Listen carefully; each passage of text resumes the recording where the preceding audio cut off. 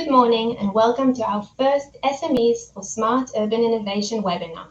Kfar Saba municipality is honoured to hold this event as part of our participation in the EU-funded SMEs for Smart Cities project that aims to help cities become more sustainable using smart and innovative solutions.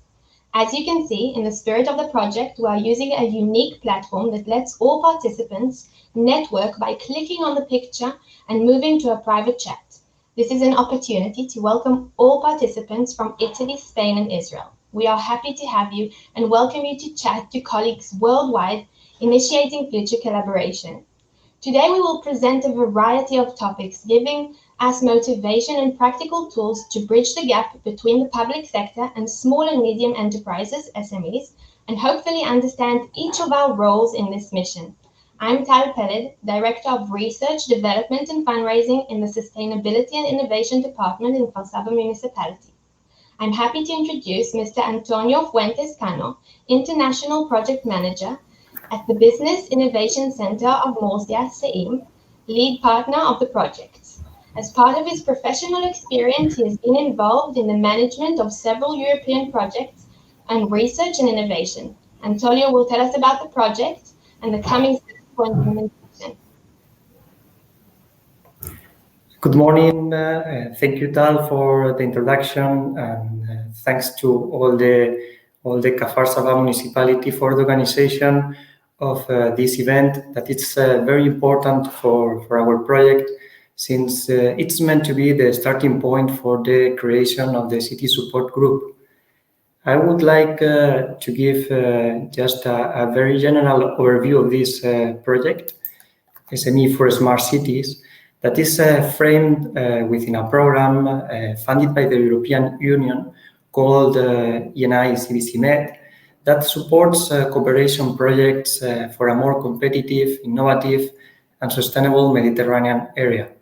In this particular case, we are 7 partners from 5 different countries, and the main goal of SME4SMARTCITIES, that has a total duration of 3 years, is to encourage the entry of Mediterranean SMEs in the smart cities market, involving also cities in the co-creation of solutions to the urban challenges. We think that only if public authorities and SMEs work together, we will be able to come up with the best technological solutions to make cities more efficient and more livable for communities. For this, project partners have been till now identifying the main existing technologies in the market, and also the needs and barriers that SMEs and cities are facing.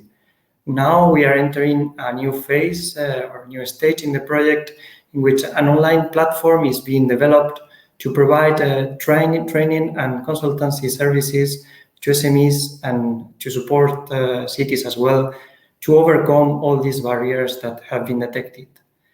Then the other main achievement, expected achievement of the project will be the launch of a call for innovative and technological solutions addressing the urban challenges identified.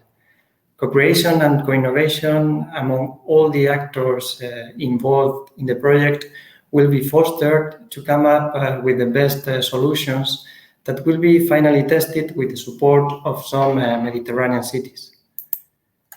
Therefore, it is expected that the project will finally benefit to around 50 SMEs that will be supported with a training program and will have the opportunity to apply for the call for solutions, also participating in Mediterranean cities and their civil servants, business support organizations, clusters, business associations, universities, and other research centers that either are partners or associates or will be involved during the project through the different activities. And finally, also local urban communities benefiting from the implementation of new smart initiatives. And well, before giving the floor back, I would like just to welcome and thank all the attendees I really hope you will enjoy this event and also will find interesting all the topics and discussions that will take place. Thank you. Thank you, Antonio. I'm honored to invite Mr. Itai Tzachar to welcome us all. Itai is the CEO of Kfar Saba municipality. He previously worked at the Prime Minister's office and managed a consulting company specializing in crisis management and complex projects, making him quite the person to manage the COVID crisis for us. Itai is the spirit that pushes Kfar Saba to promote sustainability and innovation. His motto is, "Don't tell me why not, tell me how to make it work." Itai. Hello, good morning to all of you, and shalom from Kfar Saba. Kfar Saba is one of the biggest cities in Israel, and most important, much more important, it is a city on a journey to be the best city in Israel. We believe in it, and we are doing our best to achieve that. Our participant in this important program is part of it. We do believe that we cannot manage our city without deep values of sustainability and innovation. In our municipality, by the way, these two values are managed in the same department. I also would like to mention the importance of PPP and triple helix model that bring to the same room and same table the public and private sector along with the NGOs and the academy. In that way, we can hear and learn a variety of opinions, languages, background, and improve ourselves and our outcomes in any field, in any aspect. I would like to thank to all of you, to all our partners for organizing this event and this project, this very important project, and to all our guests here in Kfar Saba, in the Zoom or other platform. And wish you all a very effective day and welcome. We would like to see you here in Kfar Saba in the future, in the near future. And thanks again, and goodbye.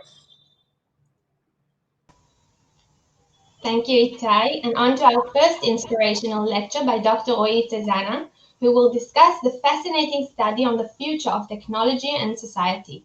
His main concern lies in the future of education, work, biotechnology, crime, and warfare. He has conducted research on these topics for various government ministries and international bodies. We're excited to hear you. Thank you. Can everyone hear me just fine?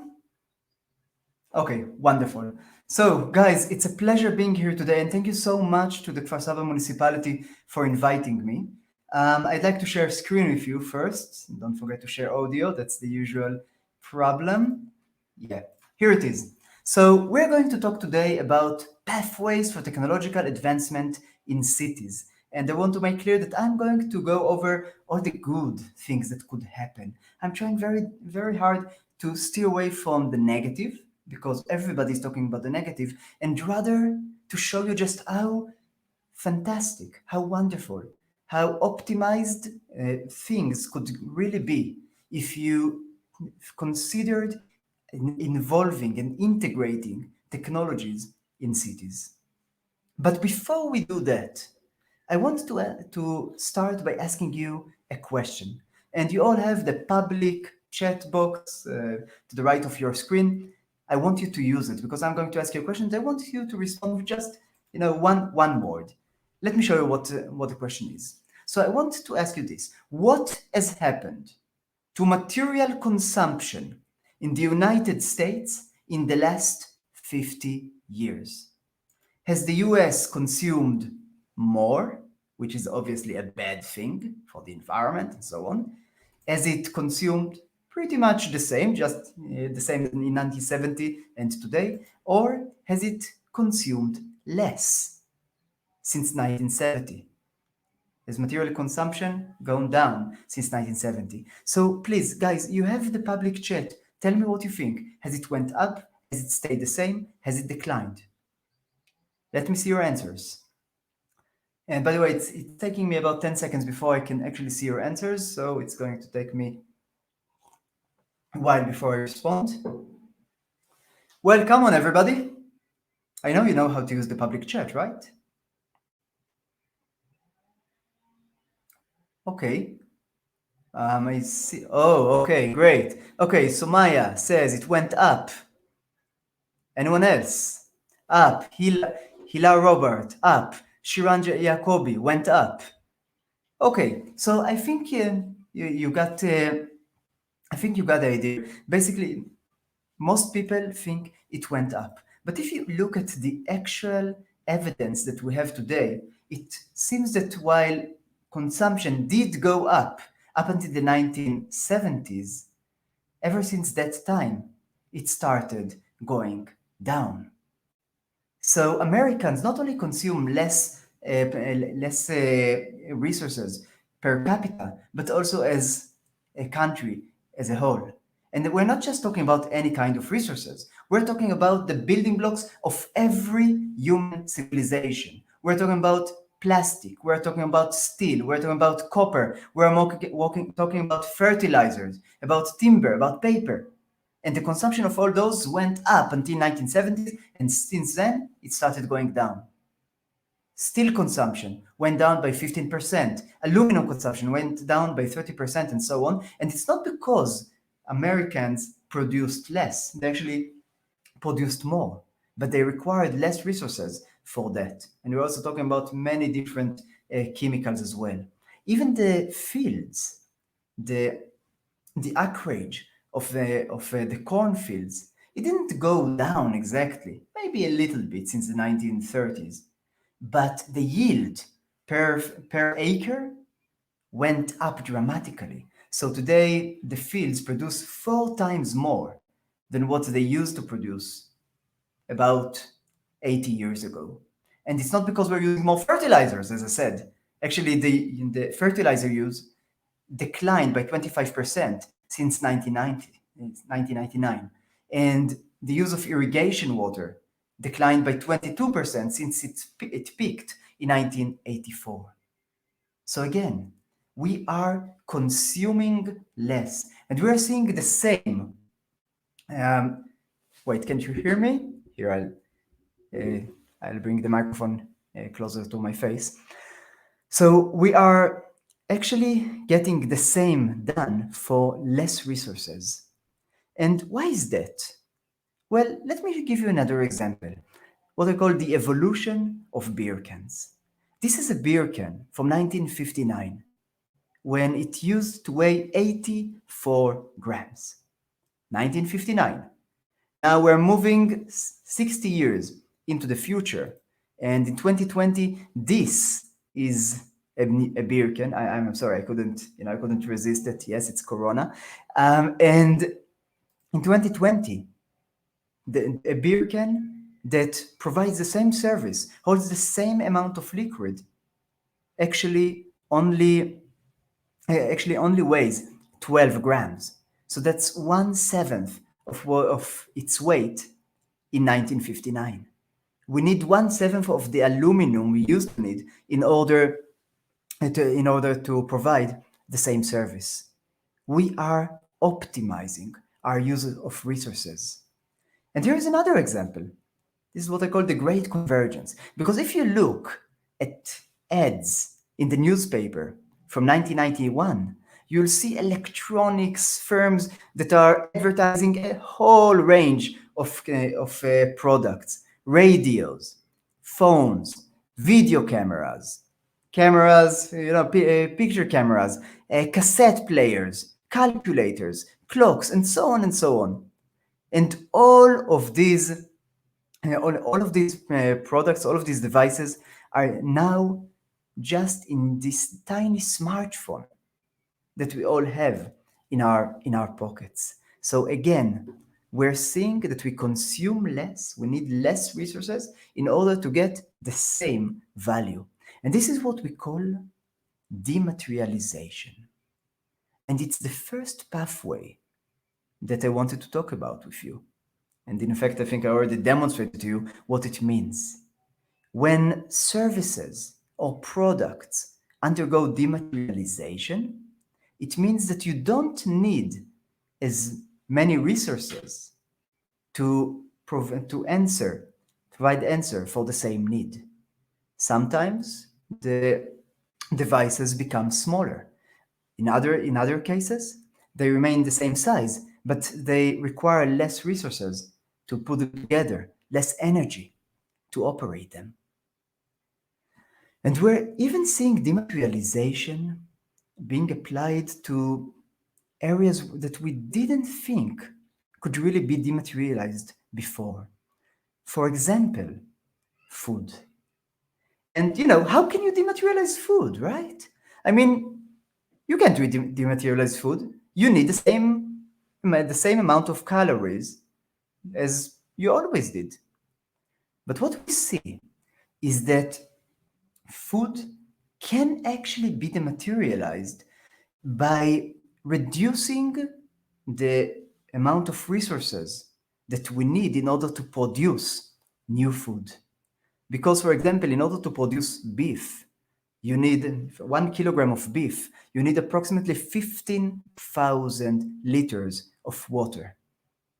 Whereas if you want to use synthesized meat and synthesized burger and so on, plant-based burger, you only need somewhere between 3,000 liters of water for each kilogram of those kinds of burgers. So what that means is that we can reduce the production cost of beef or beef alternatives by 80%. And we're not only seeing it happening for beef or for meat. We're now starting to see a new revolution starting, that of vertical urban farming. We're talking about urban farming areas that are usually located in buildings in the cities. And this technology has really leapt forward in the last 2 decades, mainly because we're using LEDs that are more efficient and less wasteful in energy. Remember, dematerialization again. So they actually optimize the energy consumption by 40%. And the other great thing that's happening is that you have robots that can do most of the growth and the irrigation and the reaping and the processing of the food all on their own. So right now we usually grow only fruits, vegetables, and spices, but you can find urban farming for flowers and even cannabis as well. One of the one of the largest urban farms in the world is that of Dubai Badia Farms. And just to explain to you what how much dematerialization we experience in urban farms, we're talking about one urban farm with an area of 12,000 square meters that produces the same volume of produce that would have been obtained from an agricultural field 3.6 million square meters in size. So that's a reduction of the area you need by 3,000. One 3,000 of what you used to need. And it does all that while consuming only 1% the amount of irrigation water that we used to need in order to irrigate those agricultural fields. And another step of dematerialization that we see in regards to food is clean meat. This is meat that is being grown in labs. You grow muscle cells and you harvest them to get meat. And if it sounds horrifying to you, well, remember that the same happens in the body of the cow, except that there, the cells also receive hormones, they are being exposed to viruses, bacteria, antibiotics, and so on. So it's no wonder that the new meat companies call their products clean meat. It's clean of pollutants, it's clean of guilt, and the only problem is that it still costs a lot, right? Well, not so much, because we're starting to see restaurants like the chicken in Israel that is actually serving chicken steak, except that the chicken in this case has never seen the inside of a coop. It has never actually walked on 2 legs or flapped its wings. This chicken steak was created in the lab by in the lab that is adjacent to the restaurant. And if you are lucky enough to get a table in that restaurant, you can actually witness the steaks being manufactured in front of your eyes through a glass window. And the best part? It's free. Because right now they still want to know, the company behind this, the Israeli company, still wants to know whether they got the taste and the texture just right. Now, consider what it means. Once we get parity with the cost of actual meat, we're going to essentially have in vitro meat, lab meat, clean meat, however you like to call it, everywhere. Not just because it's going to be cheaper, but also because you can accomplish more with this meat. You can grow it in an endless variety of ways. So why shouldn't we use it? And we're talking about even more dematerialization than that. For example, obtaining food from thin air. That sounds impossible, right? Except that it is possible. Turns out it is possible and even commercially successful. We're talking about algae that grow in transparent containers. They're exposed to sunlight and air. And they sequester CO2, carbon dioxide, from the air and turn it, using the sunlight for energy, they turn it into fats, into sugars, into proteins. And every few days they are being harvested, dehydrated, and you get a powder that is rich in proteins, and you can use it to add proteins and add calories to every food there is. It's actually called air-based meat, and it is working. So dematerialization applies to every product you have in the city, every service you have in the city. And I just took food because this is the very extreme. I mean, nobody really thinks you can dematerialize food, except that you can. And what happens to the cities if you can dematerialize food? Well, here is a concept of some of the new buildings in the city. Once you can actually use urban farming to create food inside the cities. So we're going to grow more of our own products in the city.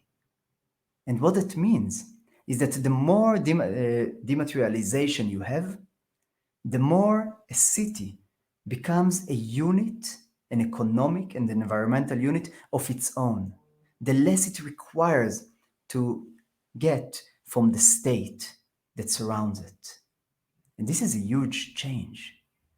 And what's more, this is the best thing that could happen for, for the earth. Because when you dematerialize products and services, it means you consume less resources and you produce, obviously, less waste. By the way, guys, feel free to ask questions throughout the lecture. I'm not promising that I can answer all the questions, but I'll try to answer as much as I can. And yeah, Adam, I see what you are saying, that the increase in consumption would mean an increase in consumption of resources. I absolutely agree with you. I mean, that is what everybody thought, except that it turns out that when developed countries actually reach a certain point in their resource consumption, they become so efficient that the consumption goes down. It doesn't mean it has to happen. I mean, right? I mean, people can become gluttons and consume more and more food even though they don't need it. But even in the United States, it's happening. And I don't want to offend anyone, but we all know what's happening in the United States in regards to consumption, especially of food, unfortunately. So this is the first pathway for technological advancement, the pathway of dematerialization. And I want to talk to you in the next, about 30 minutes that we have, about two other pathways, about virtualization and artificial intelligence, or integrating a ghost in every machine. Let me show you first what virtualization looks like. Please take a look at this video clip and try to think about all the services that you have in the city. And just 20 years ago, it would have been considered impossible to virtualize them, to move their representation into the virtual world. Well, take a look. So you have mail. You now have Gmail. You used to go to the movie theaters. You now have Netflix. You used to need maps. You remember everybody walking around with maps? You now have Google Maps. You used to go to bookstores. You now have Kindle. You used to go to grocery stores. Now you have Amazon. You used to go to the library. You have Wikipedia now. You can even find rooms and to host you using Airbnb, and so on and so on and so on. Everything is being virtualized, meaning that we take a certain service or product, we create a representation of it in the virtual world, and the virtual world is so much more efficient, so much cheaper than the physical world. And we started virtualizing things long ago. I mean, this is the Encyclopedia Britannica from about 25 years ago. We took an entire encyclopedia with all its volumes, 44 million words, 32 volumes. We virtualized it by moving it into one CD-ROM disk. But that was only the beginning. We then virtualized even the CD and moved storage space to the cloud. You remember that time when our biggest challenge was that we didn't have enough storage space in our hard drive? Well, that's no longer the case. We're storing everything on Google Drive, on Dropbox, in the cloud, on the cloud. How do you hear music today? You remember you used to download all your music to CDs or even to smartphone? You don't need to do it anymore, right? You're using YouTube or you're using Spotify. If you want to do heavy computations, you go to Amazon Web Services. So we are virtualizing more and more and more. And in the virtual world, everything is cheaper, because in the physical world, you need to manipulate atoms.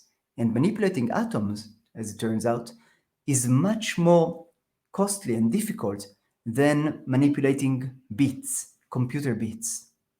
So you can take any representation of a product or a service to the virtual world and process it and change it. You can take a horse and turn it into a zebra. You can take a president and turn him into a zebra too, if you really have to, but be careful. You don't know how he's going to take it. You can take any kind of image of person that you want and virtualize him or her and actually play with the way they look. It's even difficult sometimes today to know what's real and what's not. Here, for example, listen to what he has to say. This is a PSA. You can't believe anything you see these days. These glasses aren't even real. Neither is my face. All this stuff was 3D tracked on using these dots that I drew on with this marker. Actually, the marker isn't real either. Neither is the background, or my face. Have a good night. It's not easy to understand what's real and what's a fake anymore on the virtual world.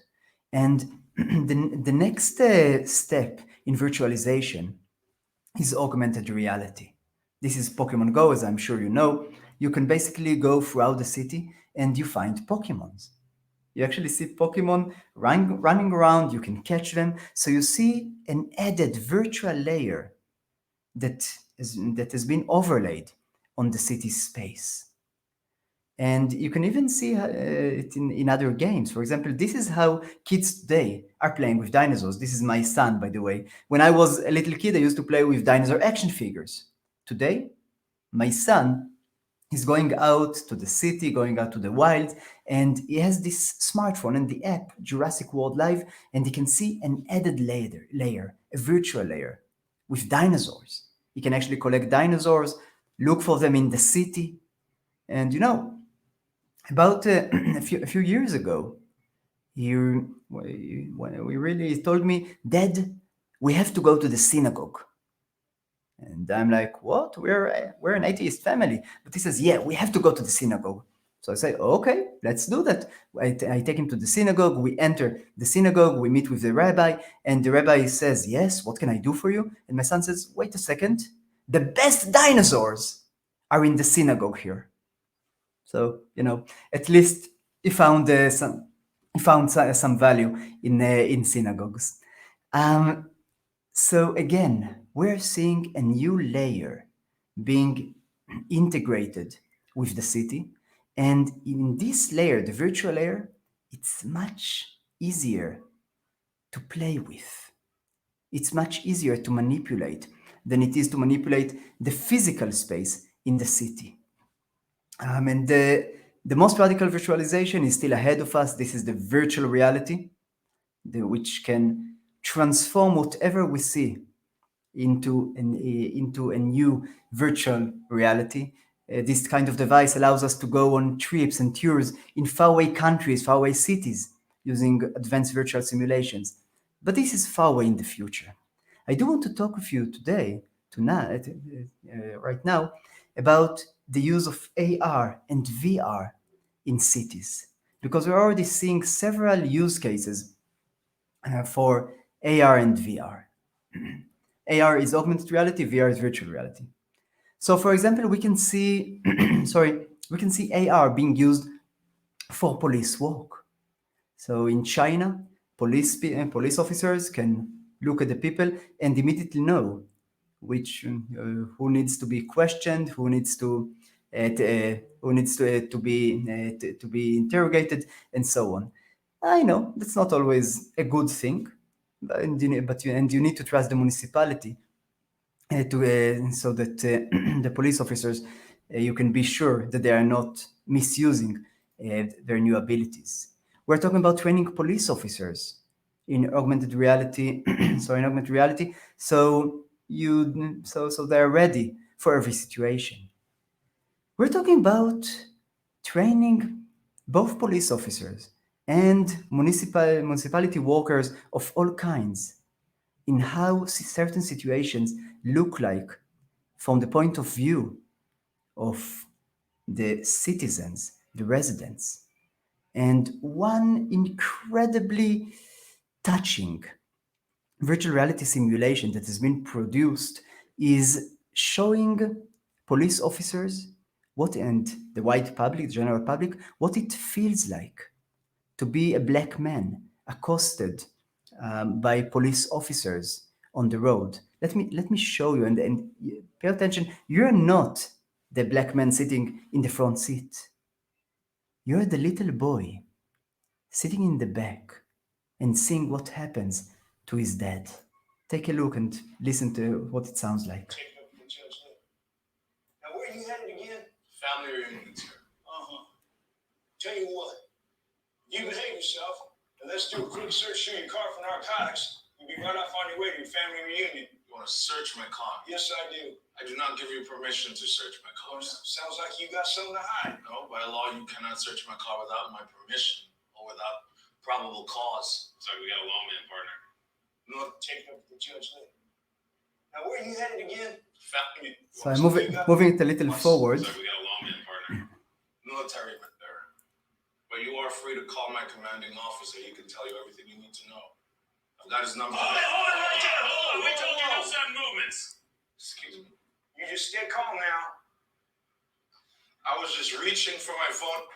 Right now. This is what it looks like. What's that dog? I watched the dog. Yeah, I know. I'm sorry for showing it to you because this is touching, right? I mean, you actually understand what a little boy feels like under those kinds of circumstances. And the hope is that by showing this to police officers and to municipal workers, we can actually make them understand what it really is like to be confronted by municipal workers of all kinds. We're seeing AR being used for disaster management, so that firefighters and other rescue workers and first responders can actually understand what's happening around them, can see who else is coming for the rescue, can see where some people have been discovered under wreckage and and they need to be rescued. We're seeing this kind of VR being used for disaster management. You don't have to take people into a building and create all this complex simulation for them in real life. Instead, you are training them in VR, so they know exactly what to do when things like this actually happen in the physical world. And there are also educational uses, and I think everybody knows about them, right? I mean, there are plenty of apps like this. You go to the Colosseum in Italy, in Rome, and you hold your tablet or you hold your smartphone, and you get explanations about what's happening, yeah, about what it used to be like. You get education, yeah, in the city in real time. But what's even more interesting is not just for the tourists who want to learn more about the city, but that citizens in the city, residents in the cities, can actually take part in urban planning. For example, in one of the cities, when the municipality wanted to rebuild the park there, well, the municipality invited the residents to take part in the planning process. And the residents proposed some ideas, an architect modeled them in real time, showed them on the screen, and then those participants could actually look at the new park in virtual reality. So they could feel like they are moving around in the park and really understand what their decisions look like in the end. We're seeing VR being used for recruiting employees because, for example, the Department of Child Services in Indiana suffered from a very, very high rate of employees turnover. It cost them $72 million a year. Why? Because the newcomers to the job were not prepared for how difficult it is, to get to homes and to appraise what the kids are feeling like, to confront their parents. Because let me tell you, when the Department of Child Services needs to help kids, this is not what the kids are look like. So they created a simulation, a VR simulation that demonstrated to potential workers what the job really looks like. And as a result, there wasn't as many candidates for the job. But those who did get accepted stayed there for much longer. So the simulation actually reduced the turnover, the employee turnover, from 50% to only 19% a year. That's huge. And finally, tourism. And I want to talk about tourism because it shows us something very important about virtual reality and augmented reality. This is the Bowery Wall in New York City. It's a huge wall that over the past several decades received many graffiti murals on it. And each of them came on top of the others. So basically, when you come to the wall, you can only see one graffiti, but you can see the history of the wall, all the other graffitis that used to be on the wall, all the other artworks, all the other creations that used to be on this wall. And the amazing thing is that we can show people this all these graffitis at the same time. But if you wanted to do that same kind of thing in the physical world, we would have needed dozens of walls like these. And that's pretty almost impossible to do in cities with a large population. But in the virtual world, yes, we can add all these walls because in the virtual world, you don't suffer from a real limitation on space. And this new capability to reshape the virtual world of public space being overlaid on the public space is raising some very disturbing questions. Because what are the rules about virtual spaces? Let me give you an example what I'm talking about. When Pokemon Go was at the peak of its success, there was a certain area on the road that started suffering from traffic congestion throughout the day. And they couldn't figure out why. I mean, the road is completely straight. Why are cars slowing down in a section of the road? Well, it turned out that there was a Pokestop there. And people used to slow down so they could, swipe on the smartphone screen. And if you think about it in a different way, the company behind Pokemon Go, Niantic, actually placed a stop sign at that point. A stop sign, or a slow down sign, or make an accident sign, depending on how you think about it. So actually, firms that are creating virtual spaces that are being overlaid on public spaces receive a huge power. They can redirect traffic. They can attract or repulse people to certain areas.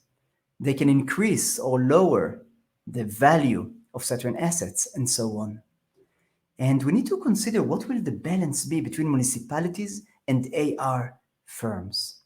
Because the power to, the authority to install traffic signs, traffic lights, roads, has always been reserved to the municipality.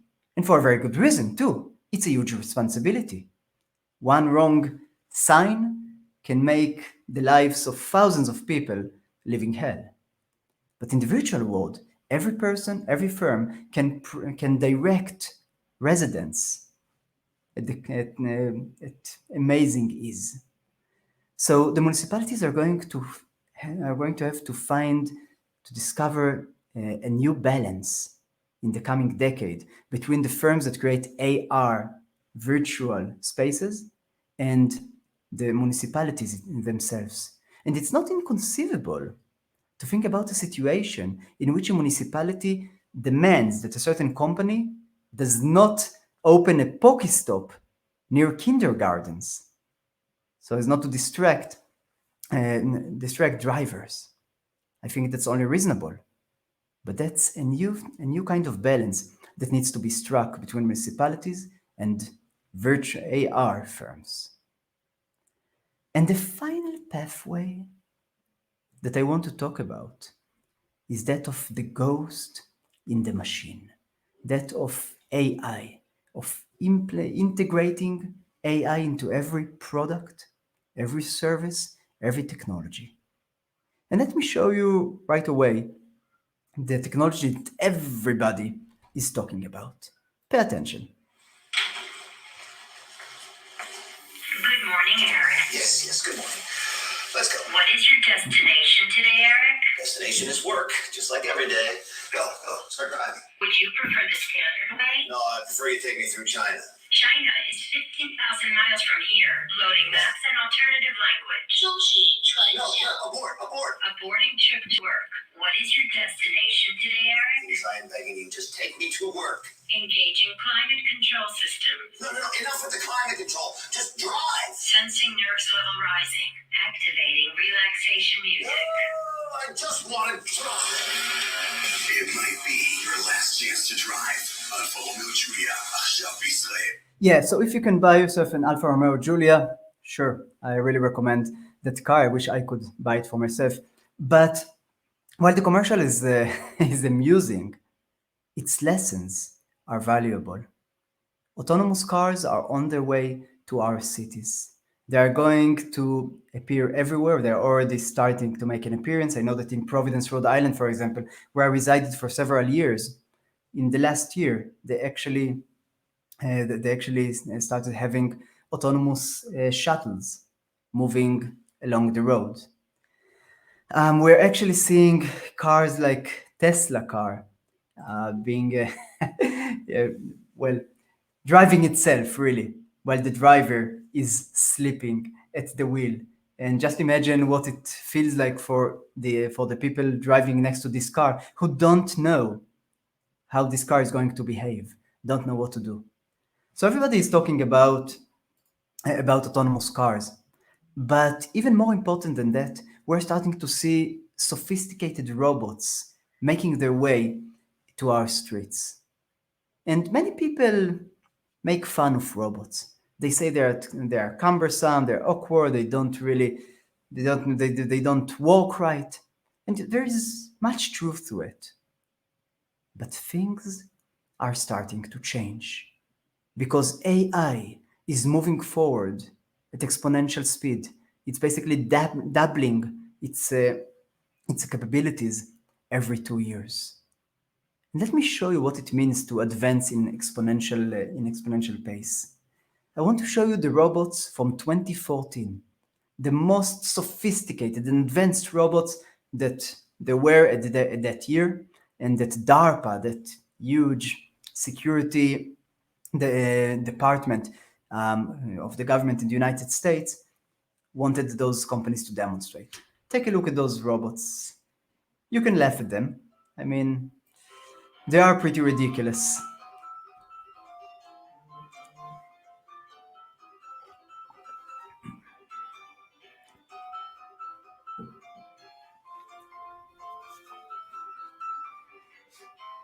So that's what robots looked like just 6 years ago. And this now is what robots look like at the end of 2020.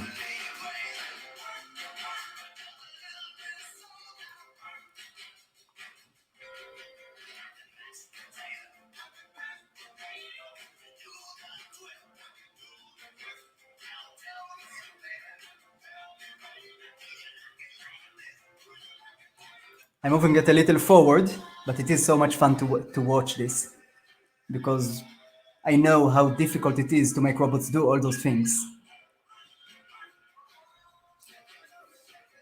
Okay, so those are the robots by Boston Dynamics, and they are doing some pretty amazing things. We're talking about another robot like Spot that can actually plant plant things just like a gardener would. So many new robots are coming into our streets. We're talking about delivery robots on wheels. We're talking not just about ground robots, but also aerial robots in the air, like these aerial drones that recently received the authorization to deliver gifts, to deliver packages, drugs, snacks to the citizens of Virginia. We're talking about aerial drones like Zipline that delivered more than 70,000 packages in Rwanda. And I'm not saying that everything is perfect right now. Obviously, there are plenty of issues that we need to tackle. But we are seeing how the robot market is developing. And right now, it's growing at a pace of 49.5% every year. Again, it means the market value is doubling every 2 years. That's huge. And we are going to see robots in our cities very, very quickly now, because you don't need new infrastructure for the robots to really work with. Instead, the new robots are going to use the existing infrastructure, maybe not in exactly the same way, but they are going to use the existing infrastructure. Autonomous cars are going to use the same roads. The robots with legs are going to use the pavement, and so on. So we know what robots are going to do, but we're also seeing AI optimizing efficiencies in the roads by getting information from thousands of sensors or for smartphones, and as a result, optimizing traffic lights activity. We're seeing digital twins, basically an AI-based simulation of the infrastructure in the city.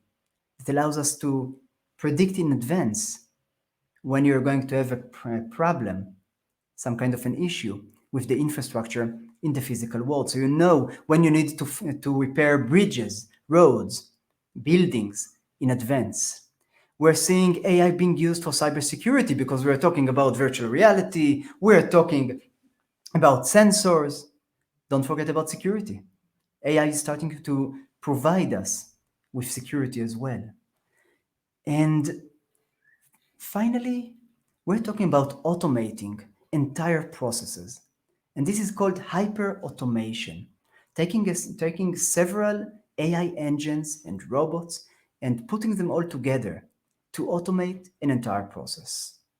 For example, here's what a large bank recently did with hyper-automation, but this can also be enacted in every department of the municipality. Let's say that a bank wants to process claims, so it receives a receipt either in email or letter form. The receipt is scanned automatically, including handwriting recognition. We can easily do that today. The data is being verified with other systems. So has the supplier really done his or her work? Does he or she really deserve to get the money? And finally, the machine assesses its confidence level. And this is something that is incredibly difficult for human beings to do. We're usually very arrogant. We believe that we are doing just fine. But what we are seeing is that the machine can actually accurately assess its confidence level. And if it's not confident enough in its insights, then the decision goes to a human being. If it is confident, the process continues automatically and the machine transfers the money to the supplier. Consider just how much this could optimize the processes in every department. And by the way, we see that in that bank, that kind of hyper-automation scheme could actually do the work of 230 full-time workers and only cost 1/3 the money, and actually did it better than human beings. There was a 27% rise in claims handled well the first time. We're seeing AI being used for customer service. For example, in Mississippi, you have a chatbot called Missy that can answer more than 100 questions by city residents. In Los Angeles, you have a similar chatbot. But the real future is that of smart avatars. And this person that you see here, this isn't a real human being. It's a computerized avatar. This is a human being, but the ones on the screens are actually avatars that can provide customer service to anyone who connects through Zoom with the municipality. And we're already seeing computers that can have almost perfect conversations with human beings and provide great customer service. We're not quite there yet. We're going to get there within the next couple of years. And even now, we're seeing value in those avatars. And it's so easy to create those avatars. It's so easy to provide a better customer service, a more personalized interaction with your customers. Let me show you how easy it is. Here, I created I created an avatar specifically for you. I call her Cynthia. Cynthia, you can talk. You can start talking now. Thank you, Rowie, for inviting me here today. I have just one message for the participants of SME for Smart Cities. Don't wait. Use AI today. Back to your Rowie, and have a wonderful day. Yeah, she really knows what she's talking about, even if she's a little biased. So, guys, I wanted to summarize, where are we heading to now? What should you do now with all those wonderful inventions and pathways that I talked to you about? And just to summarize, we talked about dematerialization, producing more from less. And we talked about food production in the city, in urban centers. But you can apply that to every kind of product or service that we can think of. Dematerialization means that the city is now in the center of everything. It needs less resources from the outside. You become less dependent on the state. And that's a huge revolution in their relationships between cities and nation states. We talked about virtualization, virtualization of services, virtualization of physical spaces. So you get more actual space in cities, even though the physical space stays the same. We talked about AI, about having every service, every area in the city under supervision, connected, working working the best way it could. We're talking about people receiving the best kind of customer service they can, and also of municipalities being as efficient as they can be. So where are we heading to now? What's going to happen with all those technologies, and are they going to be implemented in cities all over the world? Well, as Peter Drucker said, that's up to you, because the best way to predict the future is to create it. You can now take this knowledge to your cities, to your municipalities, and consider how to implement it as best as possible. And I just want to let Cynthia conclude this lecture. Thanks for listening. SME4SMARTCITIES. Remember what's important: dematerialization, virtualization, and AI. Good luck implementing those in your cities. Good luck to you in implementing those in your cities, and thank you for listening to me throughout this lecture. Thank you so much. And yeah, Tal, back to you. Thank you, Roy. This was certainly a lot to take in and very important. And on to our next speaker, Dr. Orly Ronen. Orly is the head of the Urban Innovation and Sustainability Lab at the Porter School of Tel Aviv University, our partner in the SMEs for Smart Cities project. Orly will present the thematic context of the project, cities as change agents for sustainability and innovation. Hi, Tal. Good morning. Good morning to you. Good morning, everybody. And actually, I hate to come up right after Roy because his lecture was so optimistic, and mine is going to be a sort of putting a damp on the optimism. But we'll begin in a second. Just let me see. Can you see my presentation? Yes. Okay, wonderful. So I'm going to lay the context today for our project in general, and really put the infrastructure for what it is that we want to change, and what our insights were from our research, which will be presented by the speakers following me. So as I said, my presentation will build the context for our project. Our basic premise is that we live in a rapidly changing world with enormous challenges and opportunities, like Roy said. Climate change and urbanization are shaping the Mediterranean region in the 21st century. And as you can see, if we think it's hot now, it's going to get much hotter in the coming years. I'd like to share this short animation with you just to give you a context of what it is that we're facing and the environment that we're working with. This short animation demonstrates the change in climate the world is experiencing since 1880 till 2017. And as you can see, the project countries are circled in green. The bigger and redder the circle gets, the change in climate is towards heating. The bluer and larger it gets, the change in climate is towards cooling. But as you can see, we're already in the 21st century. The color is getting redder and louder, or the circles are getting definitely larger and larger for all the project partners and for all the Mediterranean area. No doubt something is definitely changing. Many researchers are studying these changes, offering extensive interpretations of what is really happening. One of the key analysis that is looking at the key trends for the past 250 years is the one developed by the Great Transition project.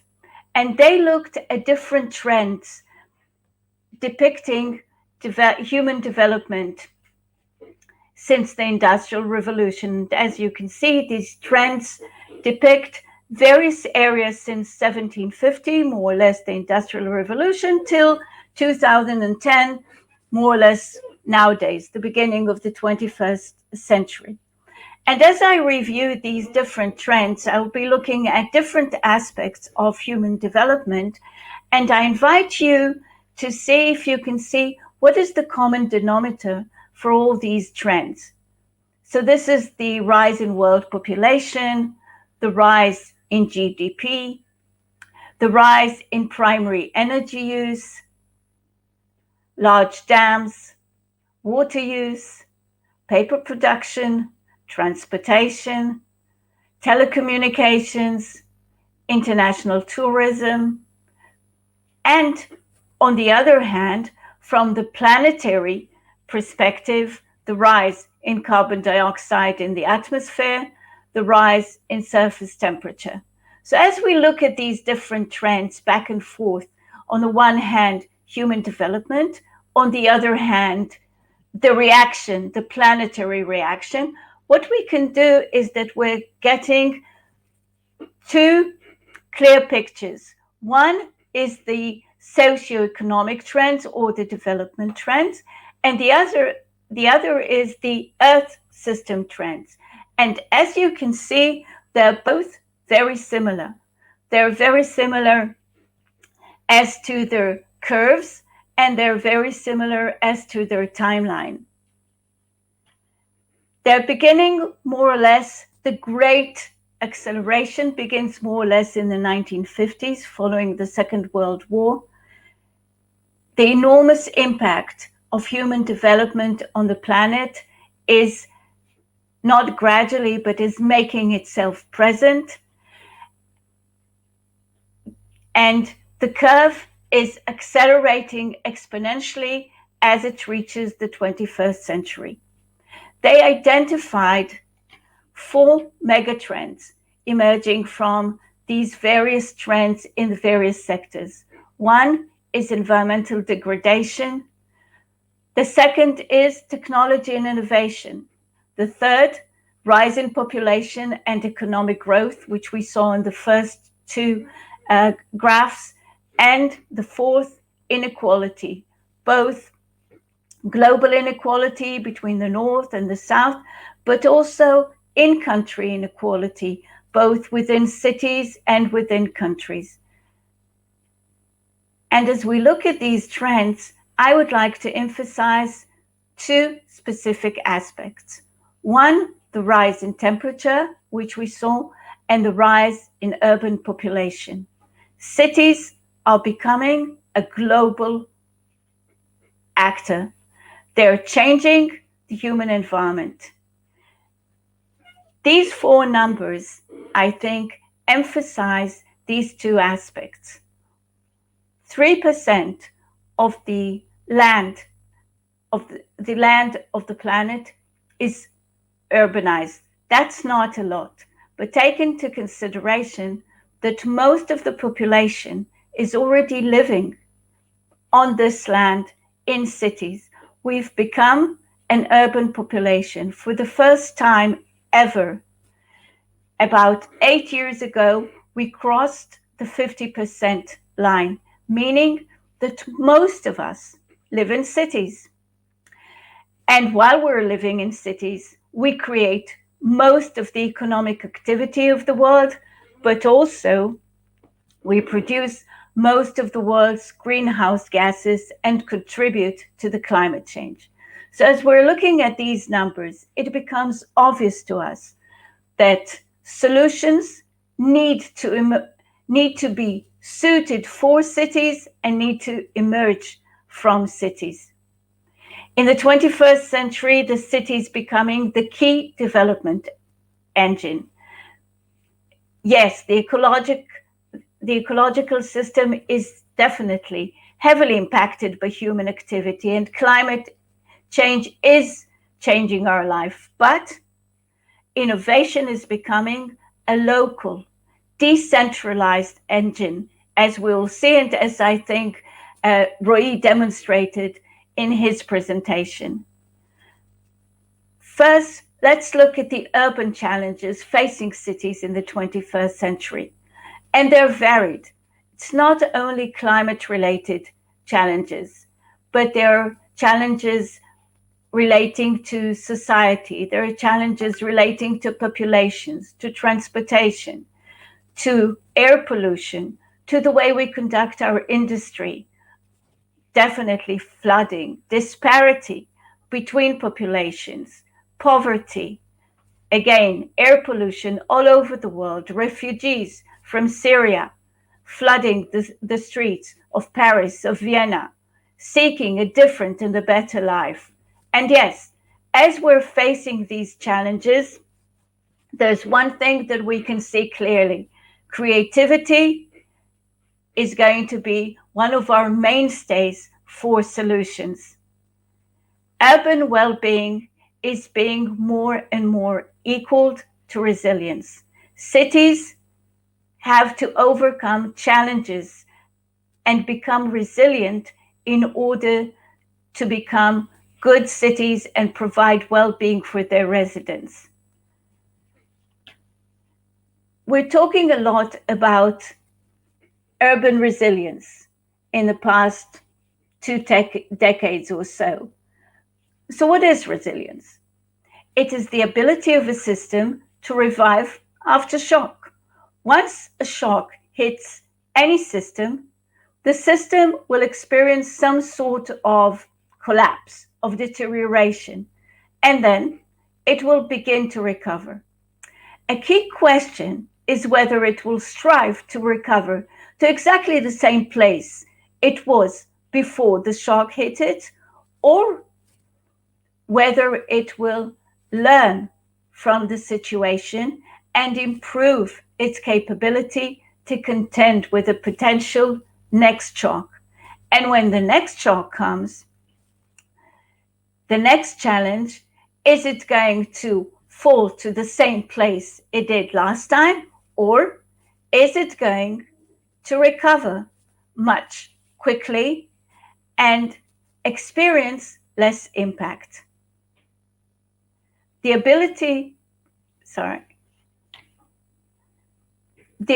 of a city to develop resilience relies on its ability to develop the capabilities to absorb future shocks and stresses that are going to affect social, economic, technological, and infrastructure systems, but to return to providing the same and potentially improved services, structures, system, and identity.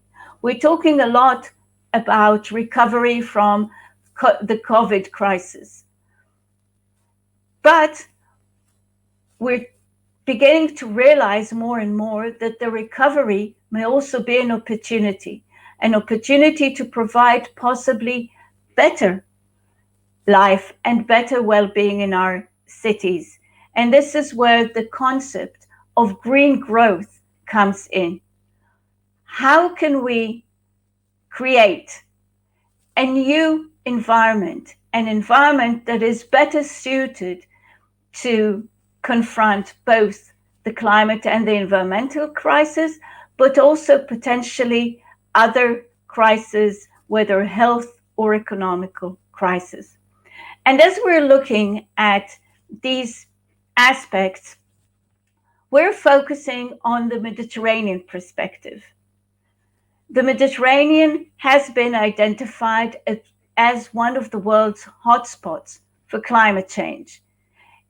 According to the 2015 IPCC report, the Mediterranean region is in fact ranked second as the world hotspot for climate change.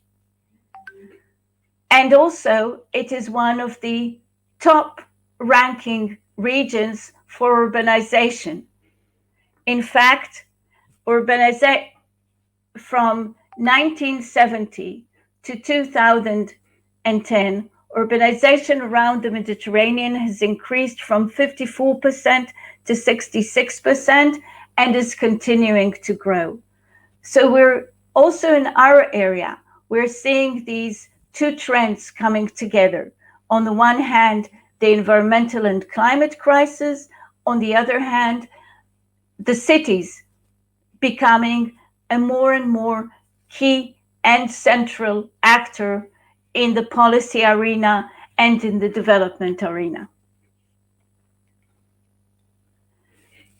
And these are some more data from the World Bank report of 2011, which also identified the impact of climate change on Mediterranean cities. And as you can see, some of the cities will experience loss of more than $1 billion US dollars by 2030, temperature increase of more than 2,000% is predicted for the Mediterranean region in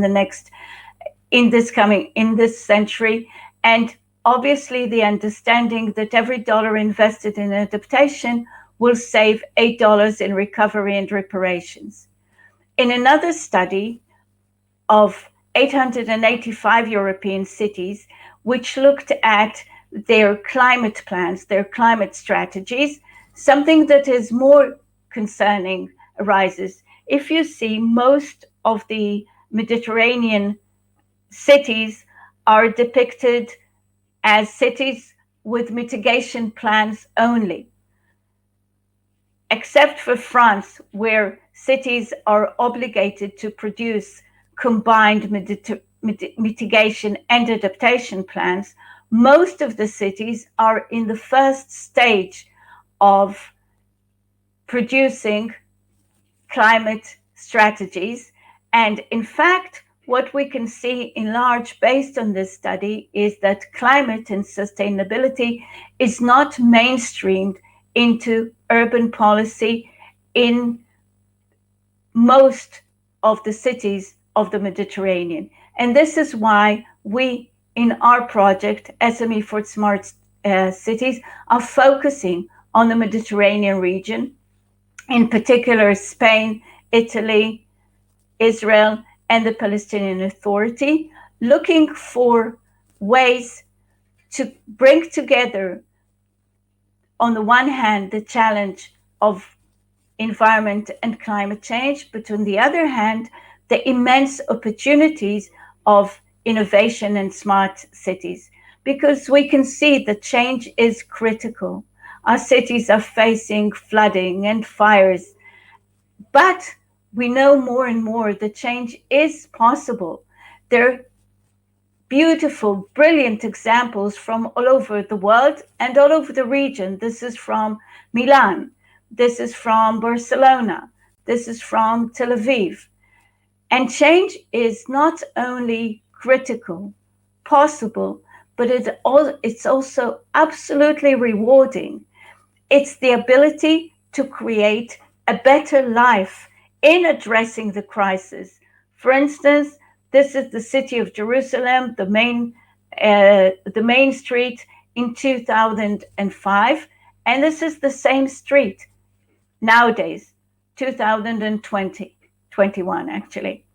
And you can see the immense difference in quality of life, in pollution, in livability, in walkability.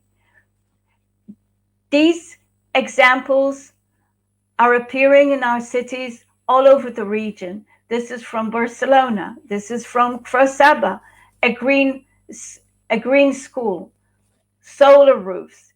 We already have the understanding and the knowledge how to turn our cities from cities where petrol and fossil fuels are the drivers of development. They supply food, energy, transportation, and the social order. But we already know how to turn them into these eco policies that can produce food, energy, transportation based on a different perspective, strategy, and social order.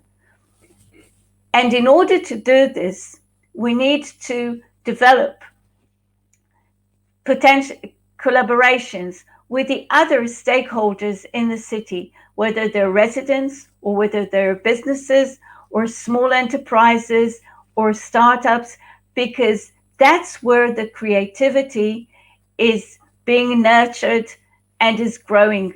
So we need to enable our cities to be better equipped for this changing environment with the ability to engage and join with different stakeholders, specifically stakeholders from the new innovation and smart ecosystem, so we can produce a better synergy between environment, economy, and our cities to ensure future well-being in face of the coming crisis, but also in face of the coming opportunities. Thank you.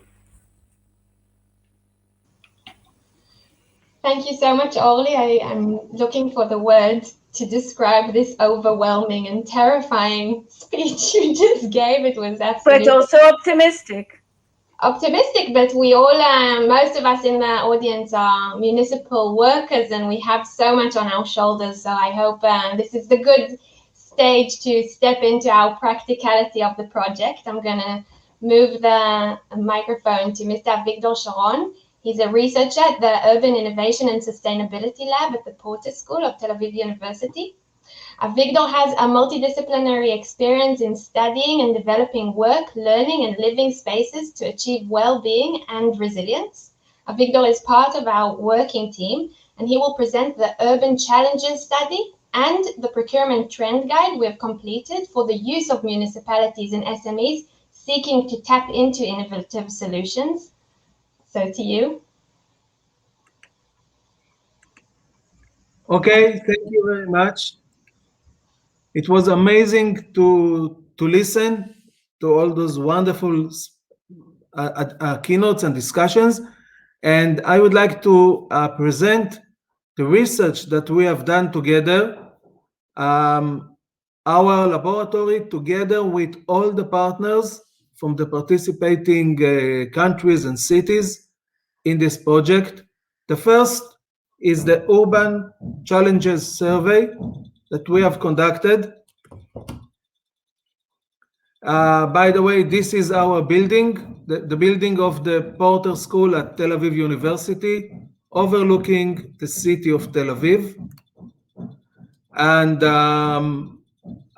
it is a multidisciplinary graduate school for PhD and master's students. As Orly just elaborated, the Mediterranean area is a hotspot for climate change. And you can actually see here on my screen, you can see part of the IPCC report, which describes the possible impacts of climate change on the Mediterranean region and Mediterranean cities. 2 years ago, Christiana Figueras, which was head of the United Nations Committee for Climate Change, she spoke about those issues of climate change, both the issues that we need to solve and the big opportunities, which there is so much optimism ahead, but to do so, we need to overcome some barriers. So here is our study. We went to check if cities are ready for urban innovation and environmental innovation, to see which solutions they have already applied and where there are barriers, and to find out together with the cities how we can resolve them.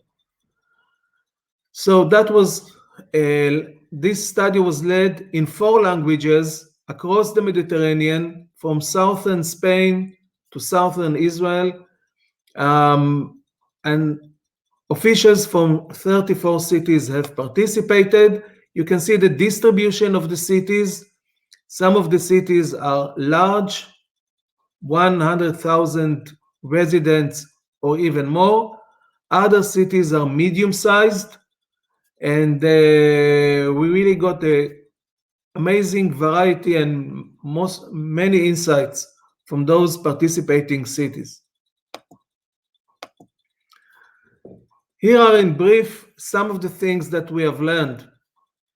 You see that cities face issues and they are aware to it in multiple domains: mobility, urban nature. Actually, it was interesting to note that the cities spoke about urban nature more than they spoke about air pollution or energy. And you see all those topics that they have described. But then it was interesting to note that when we talked about initiatives and actual solutions, many cities have actually took a lead in sustainable energy, which means cities know how to tackle the issue of energy. Not only they are aware, but they are installing solar facilities actually everywhere and are on the way to be self-sustained. But in other areas, transportation, nature, air quality, there is so much to do, and there is a big gap between the awareness and the issues and what cities actually achieved. So we know there are barriers and there is a gap. What are the barriers? This is what we found in the study. It might not be surprising that the biggest barrier is funding, financing, economic, then municipal bureaucracy, technological know-how, because cities speak a certain language. It's the language of the civil organizations, of the management of organizations and public services, but they don't really speak enough the language of technology. So we have a gap of language between organizational language and innovation language. And there are other issues as well, such as organizational culture, but note that the big issue is about capacity. It's not about infrastructure, for example. And can cities work with SMEs and startups to implement innovative ideas? Are they open to work with startups, or maybe they would prefer just to work with the established big corporations? Overwhelmingly, there are no barriers to work with SMEs. Just a few issues of legislation, resources, corporate culture, but that's in the edges. Most cities have issues of, as we just saw, funding, know-how, but no psychological barriers. And these are the key factors that the city officials articulated. And you can see the barriers. Note that they spoke about the need to have the city mayor and CEO leadership, which is so important. They need to have a vision, and then to fulfill this vision, there is a need for a municipal team that is professional and that is across the board. They explicitly talked about collaboration within the municipality, collaboration with the public and private sector, which includes collaboration with small companies and entrepreneurs, and citizen engagement, which you can also see on the right side. So I will not read this, but it will all be published and available online. We have openness, we have seen gaps, and we know what are the gaps, and therefore how we can solve them. Communication, collaboration, fueled by political will and leadership, and assisted by an integrated professional municipal team. collaboration is important, both in the municipalities and collaboration between SMEs, because SMEs can collaborate together to create clusters, shared services that will be good and easy for cities to implement. Now I would like to show to you another deliverable of our research, and that was the study of municipal procurement trends, and that was led by Kfar Saba municipality, assisted by all the partners. This document is available to you on the internet. I'm not showing a presentation, I'm showing the live internet site, and you can all get the link and just scroll and read this paper of the municipal trend guides. You see the chapters, so you have an executive summary and discussions about smart innovation, green procurement, examples with links. This is a very interactive, dynamic document that you can scroll, read, and link to see, and click on the links to see the examples. And you will see the richness of opportunities, but also the complexity of processes such as tenders. At the bottom of this guide, you have this button. You see the small button at the bottom, which takes you to the table of contents, so you can easily swap through the chapters.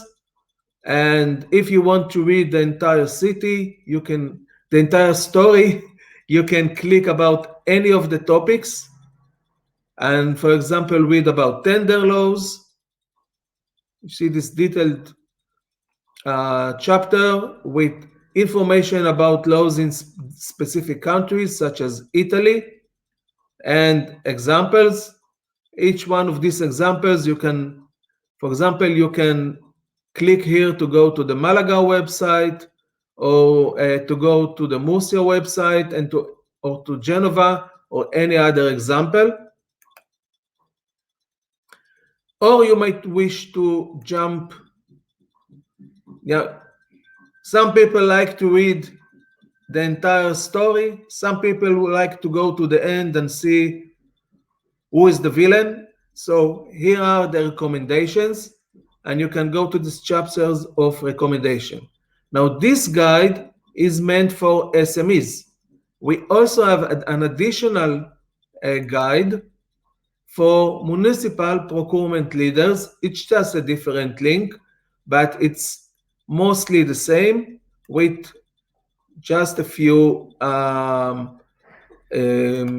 changes that are appropriate for the viewpoint of municipalities. For example, if I click on recommendations, I will go to recommendations for local authorities, while the other version of the guide showed you recommendation for SMEs. Okay, so thank you very much, and I hope you read and enjoy those deliverables. Thank you so much, Avigdor. This was, of course, very interesting. And of course, thank you for the help with the production of the procurement trend guide, which we really believe is a good tool that people in municipalities and SMEs can use to promote green procurement. And we will continue with the procurement trend guide, specifically focusing on green procurement aspects compiled by Avi Blau. Avi is our next speaker. He's an industrial engineer, director of Afeka Institution for Circular Engineering and Community and Economy. Ooh, I'm getting it all mixed up, Avi, I'm sorry. And a senior sustainability consultant to the Israeli Government Procurement Agency. Avi, the screen is yours. Hi, Tal, and good morning to you all. Thanks a lot for the opportunity to speak. So, as Tal introduced me, I'm the head of the Institute for Circular Engineering and Economy at Tel Aviv Afeka College of Engineering, and I work as the consultant to the Israeli Government Procurement Agency. And what I would like to do today is to share with you some ideas and tips on how to do green innovation procurement on the municipal level. So I usually start my presentations on procurement with slides like this, which show us that in every bad thing that happens, there is usually some procurement involved. Somebody's buying the least effective solutions, the energy polluting, the air polluting solutions. And we need to think about that because we have a role and a responsibility as procurement officials in everything that we see in our cities. On the other hand, there's also the ability or the responsibility of procurement officials to buy the right stuff. So to convert your city into 100% renewably based or energy efficient based or water efficiency based and whatnot. So we play with those two sides of the balance.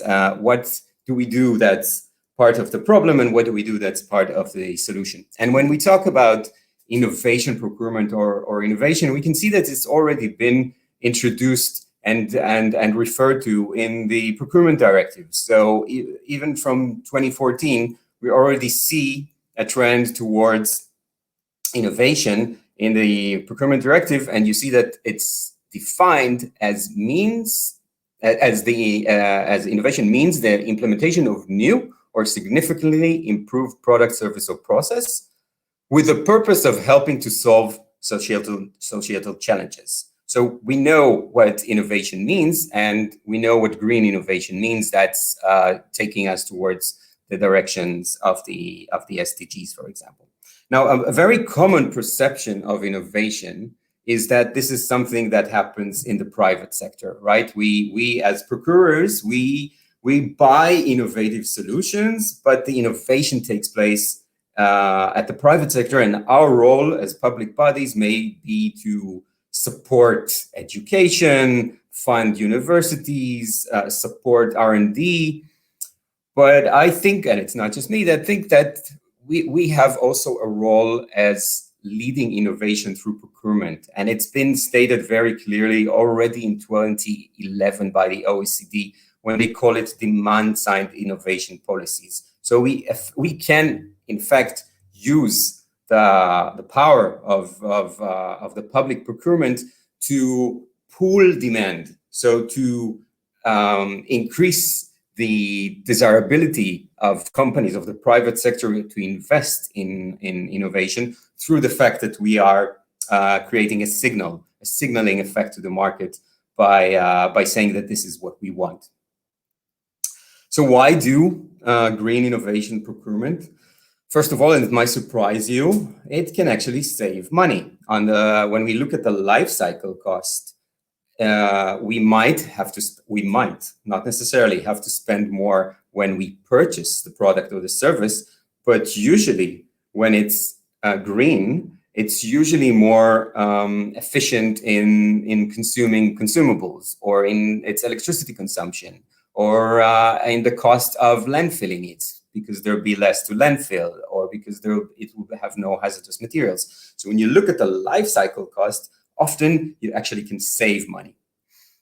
Another reason is that we have the ability to make sure that the city complies with environmental regulation by regulatory means. So we can enforce compliance, and that's effective to a limit. With green innovation procurement, we can actually reach those goals through market mechanisms. So instead of enforcing, I can just say, I prefer buying this solution. So use market mechanisms to get to the goals that the city wants to reach.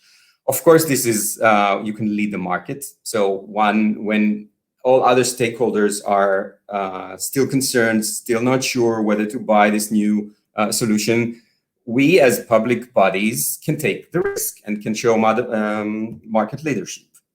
Sometimes it would better answer our needs. So we are used to buying the same stuff with some improvements from year to year, but maybe this doesn't really answer our actual needs. Maybe we can create a better solution by working with the market on innovative solutions, and I'll show you 3 examples of how to do that. This is, of course, will boost green innovation in the market.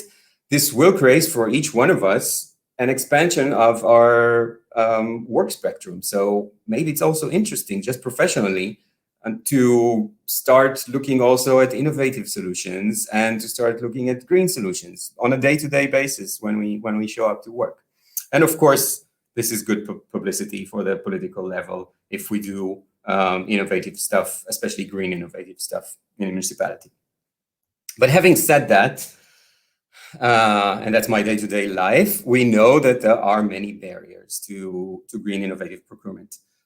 First of all, it complicates the process. There are legal issues that we have to deal with. There might be cost issues that we have to deal with. It might increase the price. There might be issues of limiting the number of available suppliers, because once we start demanding new innovative criteria in our tender, we might limit the number of bidders, and that's never a desired consequence. We're not sure that there are going to be any solutions, so we may want this this barrier in the picture to be electrically operated, but maybe nobody's manufacturing it. I mentioned that the third bullet point as a barrier, but of course this is also an advantage. But in the barrier perspective, we sometimes are afraid to buy from SMEs. Why? Because we're concerned that SMEs might not be able to offer maintenance or to offer support when our municipality is large and spread geographically. So this is a concern. There are, of course, solutions to that, but we have to recognize that this is a concern. If we don't have political support, that's definitely a major barrier, especially if we need to spend some more. There is the perception that it costs more, perception that needs to be always checked because it's not always right. And maybe the biggest barrier is that we as procurement officials are not environmental experts. So there is almost a psychological barrier to even try to start with dealing with issues, because it seems like a very distant, non-related topic that we are not even professionally capable of handling. And also, small municipalities often think that they are too small to make an impact, and it won't change anything if we ask for these innovative solutions in our tender. This is perceived as a risk. Innovative procurement is perceived as a risk. Will they be able to supply on time? How much would it cost? Sometimes we are buying innovation that doesn't exist in the market yet, and even the provider doesn't know how to price their product. So we are not sure where we're going with an innovative procurement tender. And then there is this issue of performance, and how do we define the performance criteria of the solution we are looking for, because it's an innovative solution. Nobody has done that before. Nobody bought that before. The product is sometimes not even on the market. How do we define before the tender that this is a solution that addresses our needs? But you have to remember that there are also risks on the supplier side. So suppliers are often able to deal with technological risks and with financial risks, but it's really difficult for them to develop a new solution when they are unsure if there's going to be any demand. Is anybody interested in this solution? And even if there is a demand, even if they met you and they heard that, yeah, you could be interested, how big is the demand? How many lines do they need to convert to the new solution in order to supply possible future needs? And these are risks that often prevent, especially SMEs, from going in this direction of innovative R&D. So when we talk about innovation procurement, we have to realize that this is a tool that tries to answer those market failures that I just discussed. So if there's risk on the side of the supplier, there's risk and fear on our side, how do we tackle them? And we tackle them through the tools of innovation procurement. It is also a way to switch from being an administrative role of getting specifications from various departments and issuing the best tender that will give the best value for money, into another tool in the array of the municipality to reach environmental goals or to reach its general policy goals.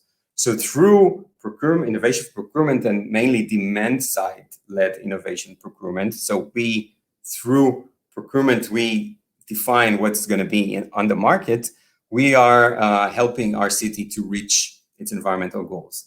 But for sure, this is something that requires us as municipalities to leave our comfort zone. So this is not the same as before. This is not more of the same. This is not doing tenders and hoping to get something that might be also sustainable. This requires market dialogue. This requires engaging with suppliers, and this requires doing things that we are not so used to. And of course, there is the vicious cycle of we are not doing green innovation because there are no market solutions. But of course, you realize that it's a vicious cycle. We're not doing, there are no market innovations because we're not asking for that. So who should break this chicken and egg problem? I think this is us. I think this is us that can take the risk first and start demanding these things in our tenders so that there will be an interest for innovators to enter the market and offer us these solutions. So just to know, we don't have to, when we speak about innovation, we automatically start thinking about radical innovation or really changing everything, changing all the technologies, everything that we know of in order to fix the environmental solutions. So there's that, and that's very interesting, but it doesn't necessarily have to be that. There's also the incremental innovation, how to do the same things, just like we discussed at the beginning, decoupling the environmental impact from the economic impact. So doing the same things with less environmental impact.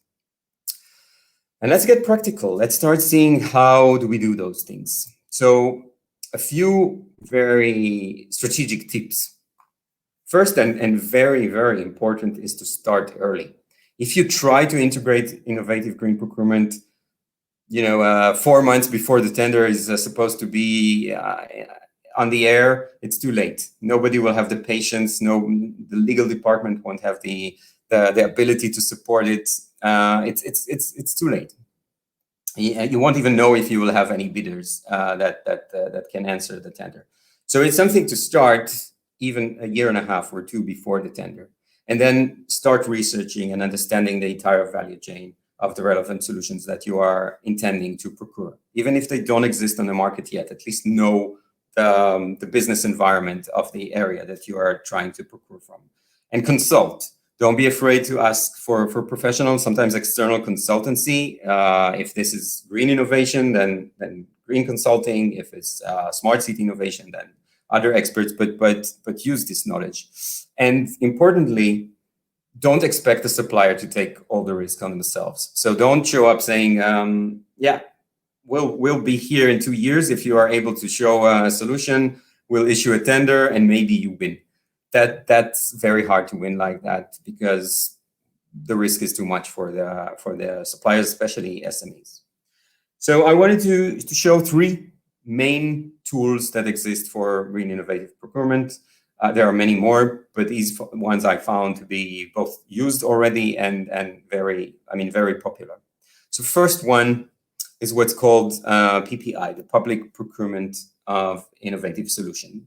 And that we use when the solution is very near to the market, in small quantities.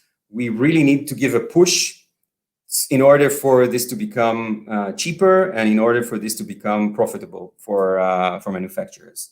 And we do that by being a launch customer. So we take the risk, we are the first. Sometimes we group together a group of municipalities and we offer a tender for something that's new, that's novel, exists on the market, but really hasn't been integrated into public procurement because, again, we are used to buying the more of the same. So that's the first tool. The second tool is called pre-commercial procurement. And in pre-commercial procurement, we use that, for example, when no knowledge exists on how to solve the problem. So we know what our problem is. There are no products on the market. There's not even technical know-how to fix the problem. So we procure the R&D. We don't procure the product, we procure the R&D. Example, we are in Israel, for example, we're really interested in having a robot that will go from one parking lot to another to charge the electric vehicles. But we don't have yet a battery large enough that could be mounted on a robot that could maneuver between cars and charge several cars. It just doesn't exist yet. So if we wanted to have such a product, we can't launch a tender for such a product. We have to launch a tender for the R&D, for the technological innovation that would enable to put such a large battery capacity on a small robot.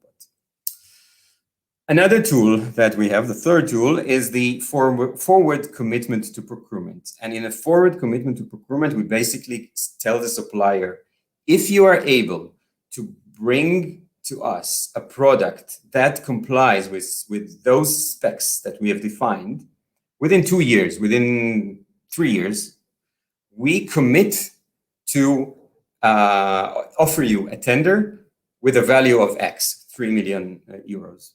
Doesn't matter. So we give the manufacturer, the innovator, the guarantee to go and invest in the research and development, because they know that they will have a sure tender at the end of the line. But this requires market engagement. This requires talking to suppliers. This requires the understanding of what is possible and what they can provide us with, so that we can craft the right tender. I wanted to do a quick quiz to see if you understood which tool to use in which situation. But we, since there's no chat and I can't see your answers, you're just going to get the slides at the end and see the answers. So for each situation, there is a strategy that fits, and you can go and use each one of those strategies. So to finalize 2 slides, what can you do? So first, I would just put a goal. Let's have one innovation procurement process in 2021. Then I would have an innovation team together with sustainability consultants. They could be the environmental department, they could be external, to get political support and run this process. It's very effective to allocate percentage of the procurement budget to innovative procurement, because then you have a goal and you just need to fill it.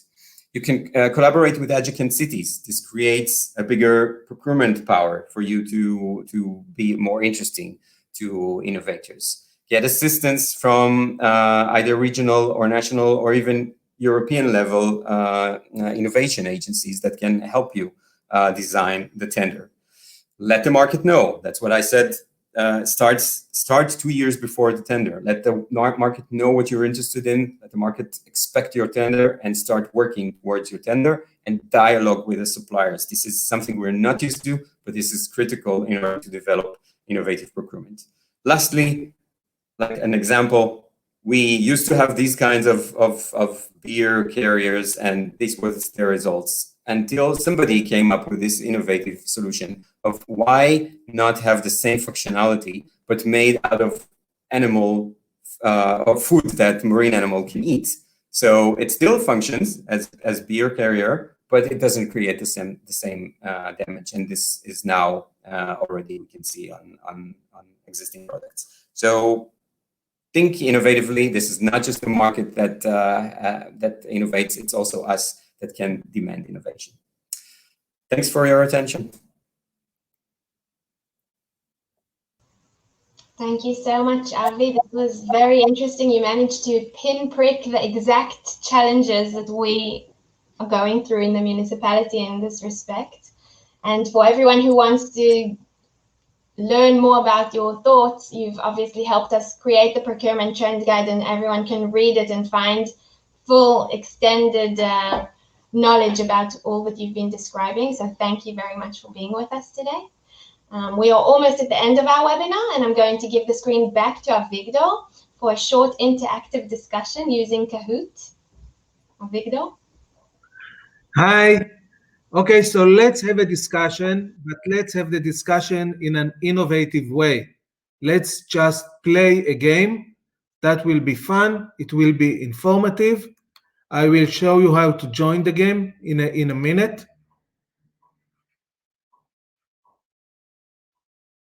Just a sec.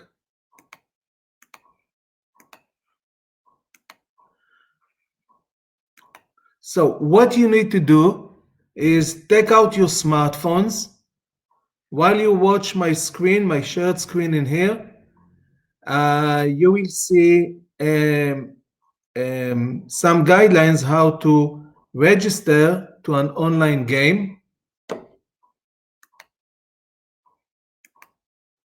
Okay, you need to go to that web address, kahoot.it. You see kahoot.it on your mobile phone, and then you will have a box to type in the game number. So here's the number 6823914. When you join the game, we will see you as players on the screen.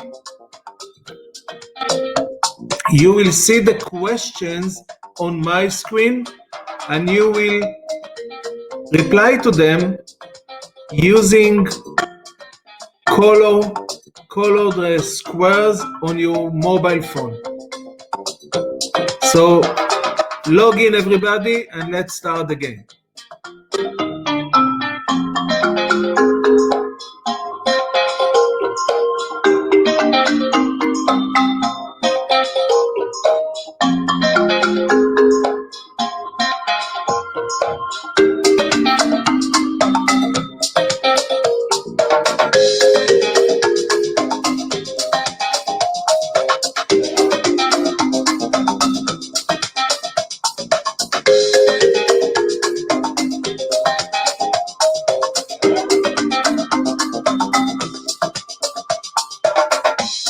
Okay, should I wait some more for more people to join?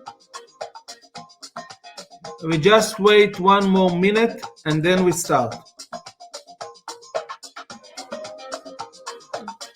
Okay, remember, open kahoot.it on your smartphones in the browser and type in the game number. Okay, excellent.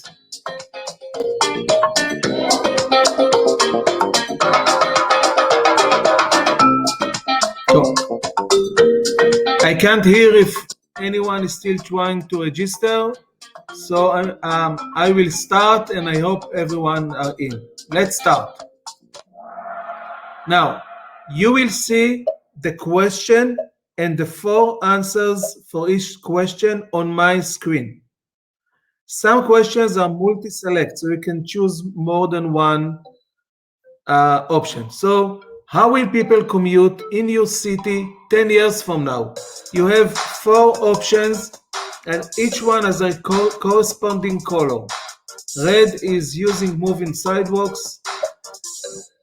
Blue is electric vehicles. You need to click the rectangle and then click on submit. At the bottom of the screen on your smartphone, you have a submit button to submit the answers. Okay, so that was the first question. 3 people go through. You will see how it works. Okay, so we have 2 replies here. Let's go to the next one. Okay, that's our scoreboard. Second question, again multi-select. What is the air quality in your city? Look at my screen, choose one of the options, and then on your smartphone, click the colored square and hit the submit button at the bottom.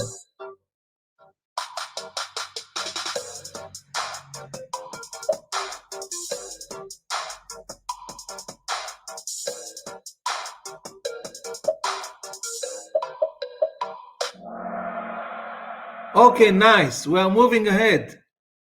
Fantastic. That's very good. Let's see our new scoreboard. Nice. Third question. Again, this is a multi-select. So remember, after you click the colored squares, hit the submit button at the bottom of the squares. Now, even if you live at a city, you don't manage a city, choose a strategy to manage waste.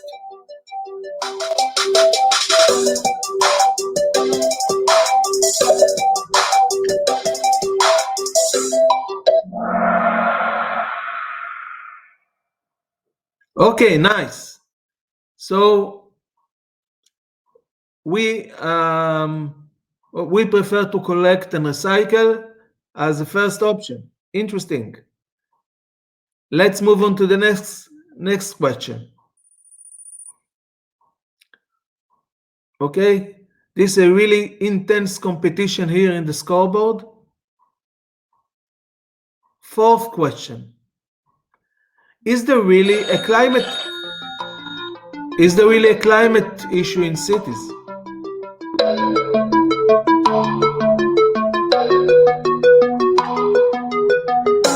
What do you think?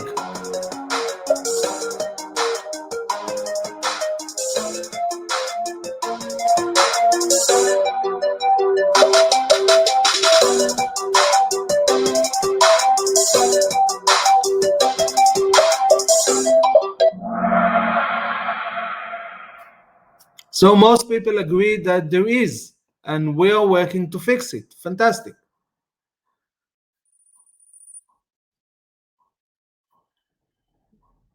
Question number 5, there are only 7 questions.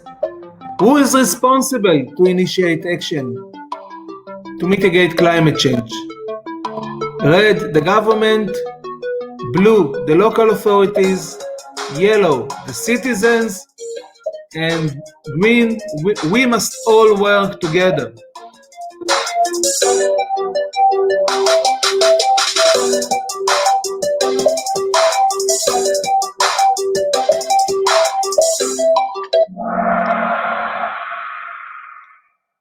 Amazing. Absolutely amazing. So we all agreed that we need to work together. Whatever the problem, collaboration is the solution. As Edna Pesher is always saying. Next question. Does climate change affect life in the city? Or maybe not.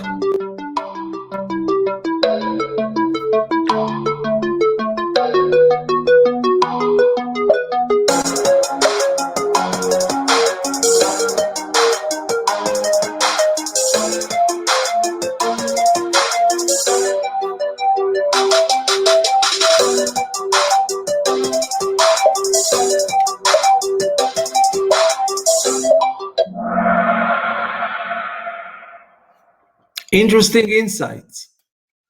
Let's see where we stand. We have one more question to go, and that's the last one. Does your city nurture innovation?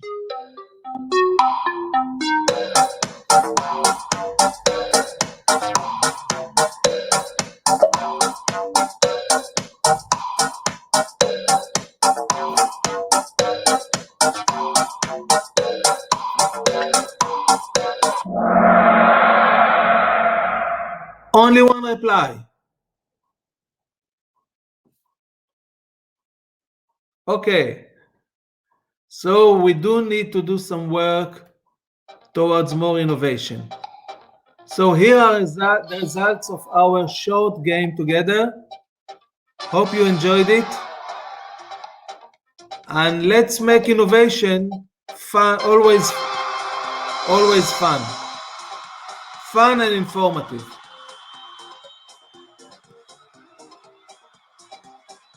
Thank you very much.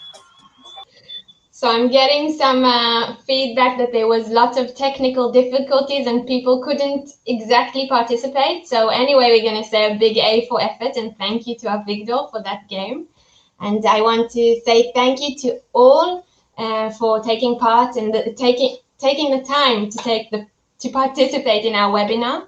We hope our tools help municipalities become more effective and sustainable, promoting innovative procurement and smart solutions.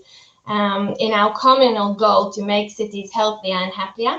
I want to thank Lihi Koren, the Kfar Saba project manager, for producing this event. It was a pleasure working with you as usual.